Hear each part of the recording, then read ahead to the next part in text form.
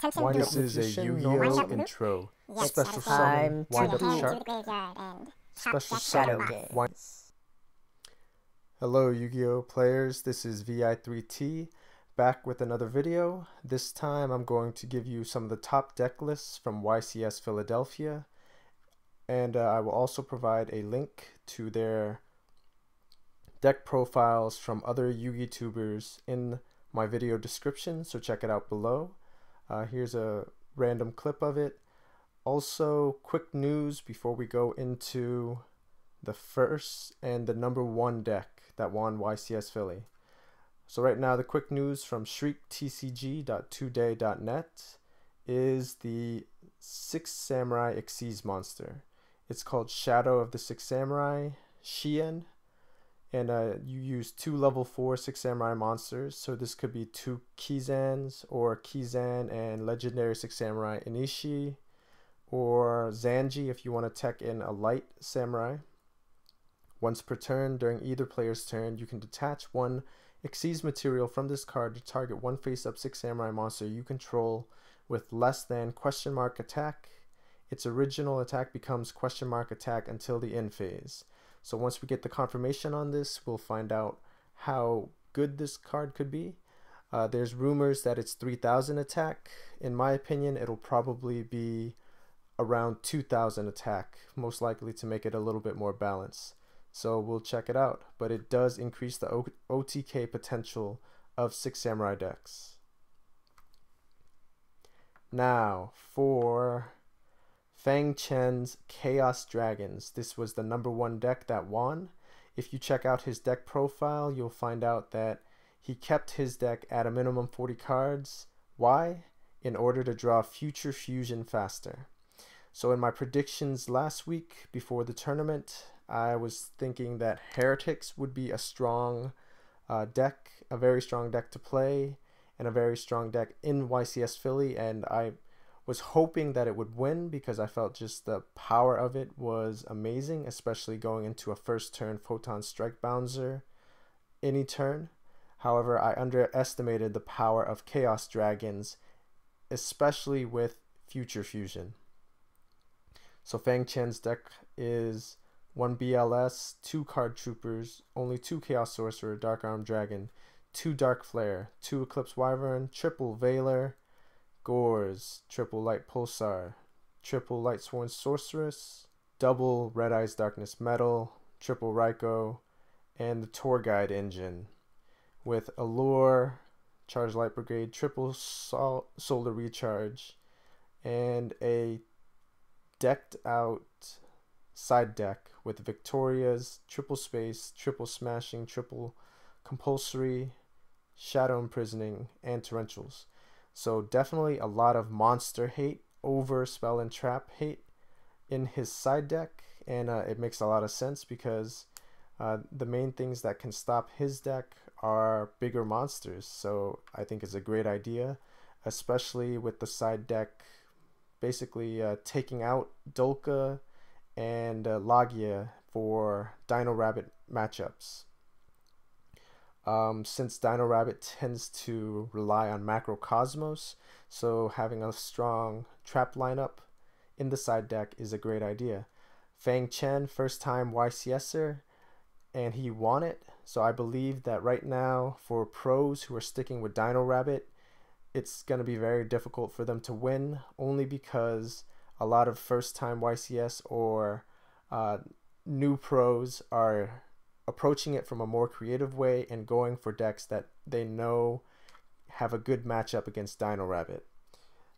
Chaos Dragons has a very good matchup against Dino Rabbit, and I'm just really surprised at how diverse his side deck is, because he has Exabeetles and a good suite of Synchro monsters to use with Effect Veiler. So well played, Fang Chen.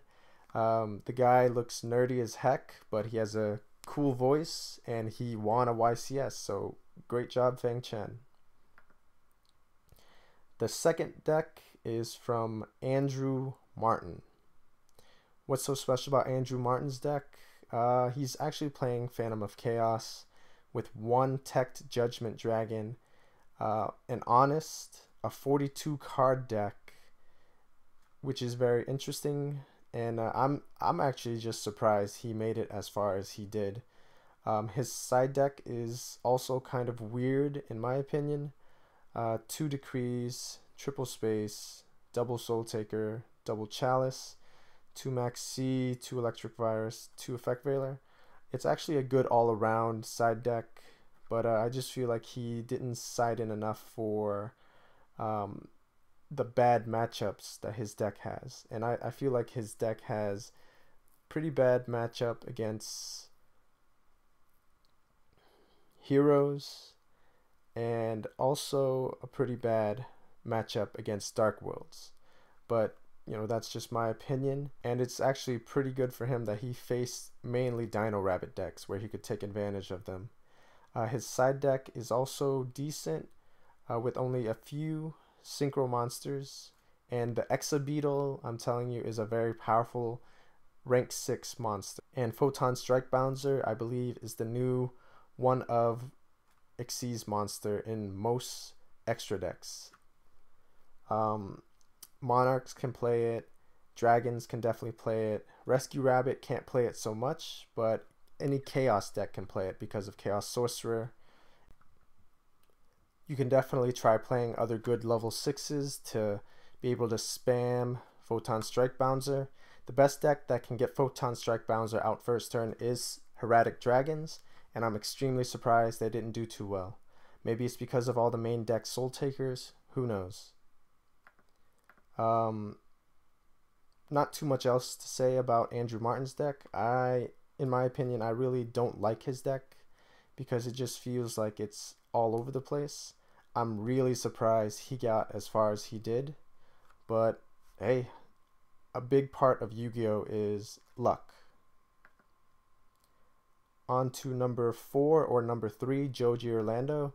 I actually liked his Dino Rabbit deck because I feel like it wasn't the norm, and he actually did some crazy stuff, which was main decking Macrocosmos and playing main decking 1 Starlight Road with a suite of Bottomless Trap Hole, Torrential, 2D Prisons, 2 Soul Takers, Triple Lance, and a main deck Mole, which is very interesting to me.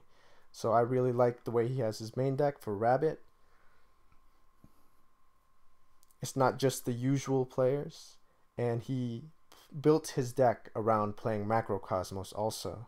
So there's no Pot of Avarice, and he side decked anything that would be dead if Macrocosmos was on the field, such as Gores.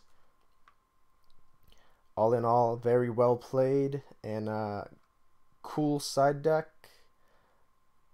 cool extra deck. Great job, G. Orlando. He's definitely one of the top players from the East Coast. Great job representing. Finally, I have 2 special decks that I really liked. This one is a Dino Rabbit deck from the youngest player to ever top a YCS tournament, Mr. Oliver Tamako. And I don't think I got his full side deck, but it's also kind of a general Rabbit deck with a teched in Spirit Reaper, teched in Ryo, and he's even playing the BLS, which I find really cool. I'm surprised he's playing 42 cards, but he does have a strong back row with traps, so a lot of back row protection. He's playing the Fiendish Chains, which are still good against Dino Rabbit decks, and Fiendish Chain in general is just a great card, especially against a lot of the top decks right now, which is in my opinion Heretics, Chaos Dragons, Dino Rabbit, Inzectors. Although none of the Inzectors made it to the top 8, and we still didn't see a lot of diversity in the top 8, but hopefully that'll change soon, and it won't just be a bunch of dragons and rabbits running the meta for the next 3 more months. Well played, Oliver. Next is the interesting deck. Although I heard this guy cheated, I wouldn't know, I wasn't there. but I think it's really cool that Final Countdown made it almost to the top 8. He actually lost in the top 16 to, would you guess it, Oliver Tamako. So here we have 3-card card D, which definitely works really well in Final Countdown. I believe it will work extremely well in Exodia and extremely well in Chainburn if people are willing to try it out. He's playing 1 Gores, 1 Dark Hole, and these are just in case he needs to attack, which, you know, all in all, in this deck, it's a great idea. Frozen Soul does stack with Thunder of Ruler, and that's because they are separate effects. So good choices playing Wabaku, Thunder of Ruler with Frozen Soul, Threatening Roar, and the Hope for Escape to have the draw power. The Upstart Goblins with Duality, 1 Day of Peace. The Gold Sarcophagus is a little bit interesting. It is a little slow, but it does give you access to any card in the deck. Swift Scarecrow, Morphing Jar is also very interesting. I'm wondering if he ran into any Dark World decks that probably would have destroyed him if he played Morphing Jar. The Golden Ladybug and Lava Golems in the side deck with Secret Barrel and Poison the Old Man is very smart, so he's definitely prepared for time and also prepared for his opponent, who most likely will be swarming a lot of monsters, since they won't be able to attack half the time. Great job with that, and well done, Tyler Tabman. Although I do wonder how cleanly he played, since this deck is very difficult in my opinion to play consistently, even with the Gold Sarcophagus and dualities. So I wonder how he managed to be pretty much undefeated up until the top. So there you have it. Those were the top decks of YCS Philadelphia, and I am amazed at how diverse the top 64 started out being. I'm very disappointed that the top 8 was just dragons and rabbits.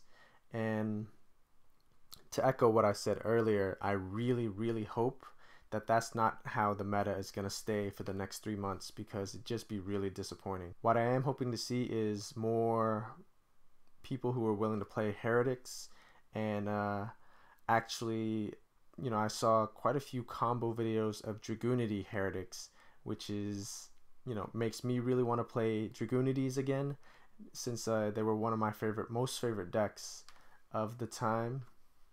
Especially with adding in Stardust Dragon Assault mode and just making it a lot more fun to play.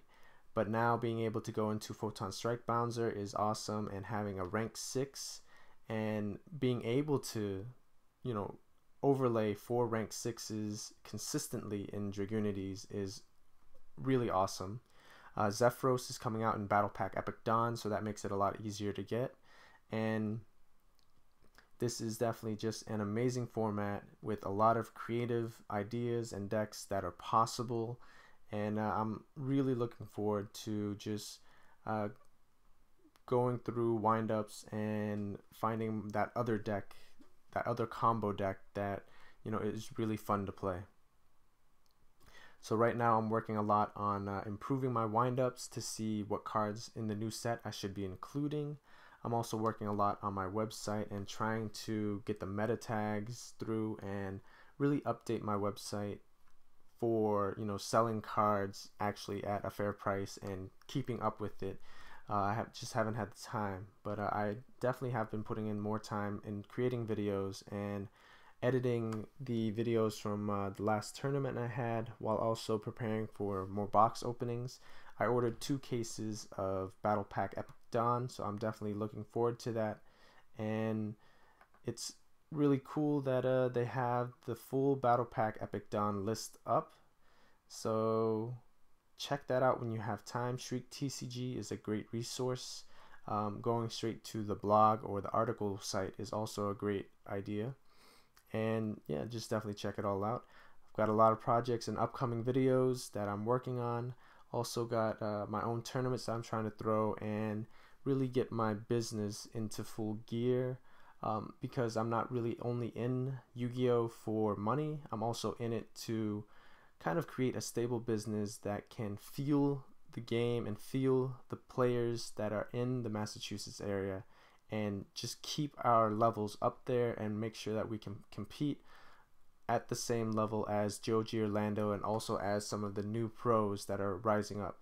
So I'm really hoping to create new pros, and if you have time, please definitely check out the round 11 feature match between Patrick Clary and a Dino Rabbit deck. He was actually running Scrap Dragon and a crazy scrap deck that, you know, I thought was really creative, really awesome. It's too bad he lost on the bubble, but it's because he's a good player and tried to make good reads, but he, you know, made a couple mistakes, and his opponent basically just luck sacked him because he was prepared for the wrong luck sack. So if anything, thanks for watching, thanks for listening. Take it easy, YouTubers, and keep it creative.